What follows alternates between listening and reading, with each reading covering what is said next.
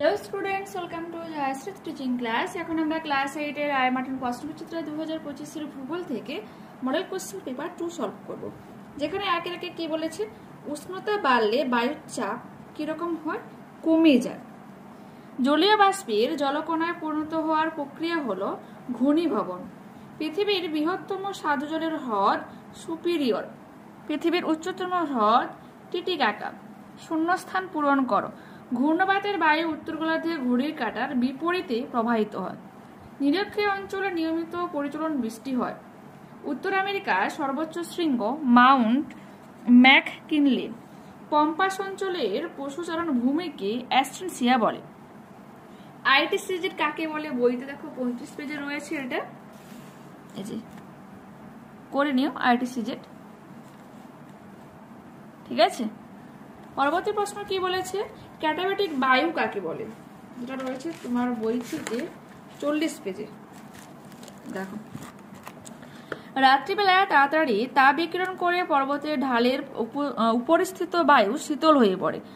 এই উচ্চচাপের ভারী বায়ু পর্বতের ঢাল বরাবর উপর থেকে নিচের দিকে নামতে শুরু করে এবং উপত্যকা অবস্থান করে। এই বায়ু হলো পার্বত্য বায়ু, যার আরেক নাম ক্যাটাবেটিক বায়ু। পরবর্তী প্রশ্ন রয়েছে, আপেক্ষিক আর্দ্রতা কাকে বলে। এটা আমরা পেয়ে যাবো বই থেকে 46 পেজে। তোমাদের দেখিয়ে দিচ্ছি, একটু করে নিও। যে বিশেষ কথাতে রয়েছে আপেক্ষিক আর্দ্রতা। ঠিক আছে, পরবর্তী প্রশ্ন কি বলেছে, মৃত্যু উপত্যকা, যেটা আমরা বই থেকে 81 পেজে পেয়ে যাচ্ছি। ঠিক আছে, দেখাই তোমাদের মৃত্যু উপত্যকা। যে পশ্চিমের পার্বত্য অঞ্চলে ক্যালিফোর্নিয়ার দক্ষিণ পূর্ব অংশের এই উপত্যকা সমুদ্রপৃষ্ঠ থেকে 90 মিটার নিচু। তাই এই অঞ্চলে প্রাপ্ত সামান্য জলের লবণতা এত বেশি যে এখানে কোনো জীব বেঁচে থাকতে পারে না। এই গভীর উপত্যকা মৃত্যু উপত্যকা নামে পরিচিত। ঠিক আছে, এরপর এই উপত্যকা উত্তর আমেরিকার উষ্ণতম স্থান এবং পশ্চিম গোলার্ধের নিম্নতম স্থান। উত্তর আমেরিকা কিন্তু অবস্থিত, এটা মনে রেখো। এরপর হচ্ছে ফার শিল্প, এটা আমরা বই থেকে 93 পেজে পেয়ে যাব। দেখো তোমাদের দেখিয়ে দিচ্ছি। ফার শিল্প শিল্ড অঞ্চলে প্রায় সর্বত্র এই শিল্প গড়ে উঠেছে। দীর্ঘ লোমযুক্ত পশুর চামড়া থেকে শীতের পোশাক তৈরি করা হয়।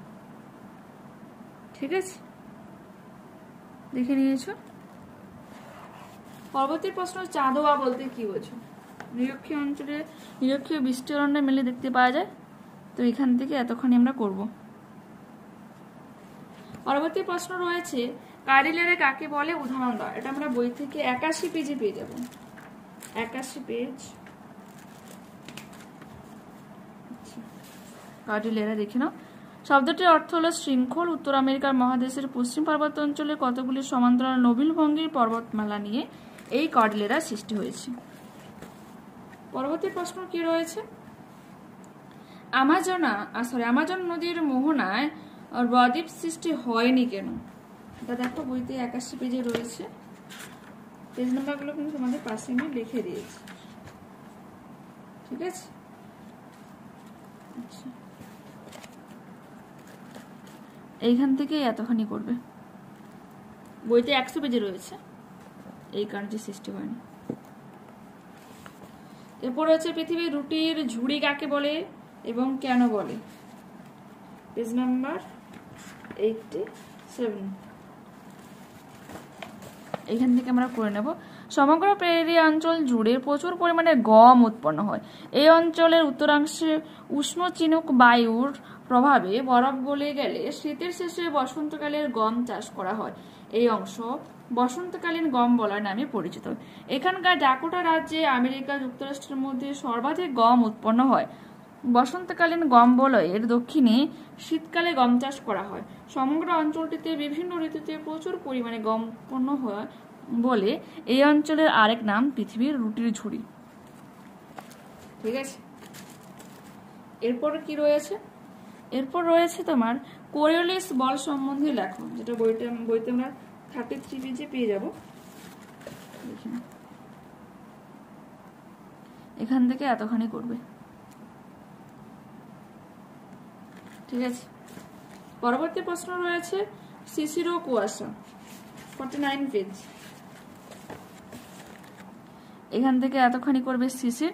শীতের রাতে ভূপৃষ্ঠ দ্রুত তাপ বিকিরণ করলে ভূপৃষ্ঠ সংলগ্ন বায়ুস্তর শীতল হয়ে পড়ে, ফলে ভূপৃষ্ঠ সংলগ্ন জলীয় বাষ্প শীতল ও ঘনীভূত হয়ে ছোট ছোট জলবিন্দুতে তৈরি করে একে শিশির বলে। ভূপৃষ্ঠের কাছাকাছি জলীয় বাষ্প ধূলিকণাকে আশ্রয় করে ঘনীভূত হলে ছোট ছোট জলকণার সৃষ্টি হয়। এই জলকণা ভূপৃষ্ঠের কিছুটা উপরের বায়ুস্তরে অনেকটা ধোঁয়ার মতো কুয়াশা হয়ে ভাসতে থাকে। ঠিক আছে, এতখানি করে নিও। এরপর রয়েছে পশ্চিমঘাট পর্বতের পশ্চিম ঢালে প্রচুর বৃষ্টিপাত হয়, কিন্তু পূর্ব ঢালে বৃষ্টি শুষ্ক থাকে, মানে বৃষ্টি হয় না কেন? আচ্ছা, এখানে পূর্ব ঢাল বলতে অনুবাদ ঢালকে কিন্তু বোঝানো হয়েছে। ঠিক আছে, তো তোমরা এখানেই পেয়ে যাবে, এখান থেকে এতখানি করে নেবে। ডান। নেক্সট প্রশ্নে যাই। বলেছে পৃথিবীর বায়ুচয় বলয়ের সঙ্গে নিয়মিত বায়ুপ্রবাহের সম্পর্ক ব্যাখ্যা করো। এটা রায়মার্টিন সহায়িকাতে আমি 111 পেজ থেকে দেখাচ্ছি, দেখে নাও। তোমাদের হয়তো পেজের সাথে মানে ম্যাচ নাও খেতে পারে, প্রতি বছর বই আপডেট যেতে হয় সেজন্য। চাপ বলয় দেখে নাও, নিয়মিত বায়ু আর সম্পর্ক রয়েছে। আয়ন বায়ুর সঙ্গে বায়ু চাপ বলয়ের সম্পর্ক। তারপরে পাশে রয়েছে পশ্চিম বায়ুর সঙ্গে বায়ুচাপ বলয়ের সম্পর্ক রয়েছে। তারপরে রয়েছে পাশে মেরু বায়ুর সঙ্গে বায়ুচাপ বলয়ের সম্পর্ক। করে নিও এতখানি। পরবর্তী প্রশ্ন রয়েছে কি, ঘূর্ণ বৃষ্টিপাত সম্বন্ধে যা জানো লেখো। 48 পেজ বইতে আমরা দেখে নেব। ঠিক আছে,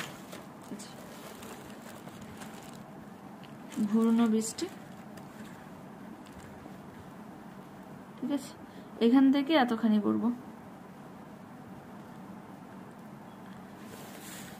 আর এই মডেল থেকে লাস্ট প্রশ্ন যেটা, হ্রদ অঞ্চল কৃষি ও শিল্পে উন্নতি কেন। 291 পেজ থেকে এটা তোমাদের দেখাচ্ছি। উত্তরটা এখান থেকে শুরু হয়ে যাচ্ছে, ভৌগোলিক অবস্থান দেখে নাও। পরবর্তী পেজে মিললি রয়েছে, তোমাদের দেখিয়ে দেই। খনিজ সম্পদের প্রাচুর্য, তারপর হচ্ছে পশুজাত বনজ কাঁচামাল, রাসায়নিক দ্রব্যের প্রাচুর্য, জলবায়ু, পর্যাপ্ত বিদ্যুৎ, উন্নত পরিবহন, নদী ও হ্রদের জল, তারপরে মূলধন রয়েছে, তারপর হচ্ছে শ্রমিক ও বাজার, প্রযুক্তিবিদ্যা, আর রয়েছে কি সরকারি পৃষ্ঠপোষকতা ও বন্দরের নৈকট্য। তো দেখে নিয়েছো। পরবর্তী ক্লাসে আবারও দেখা হচ্ছে। যারা চ্যানেলে নতুন হয়েছে অবশ্যই তোমাদের কাছে রিকোয়েস্ট রাখবো চ্যানেলটাকে সাবস্ক্রাইব করে নেওয়ার জন্য।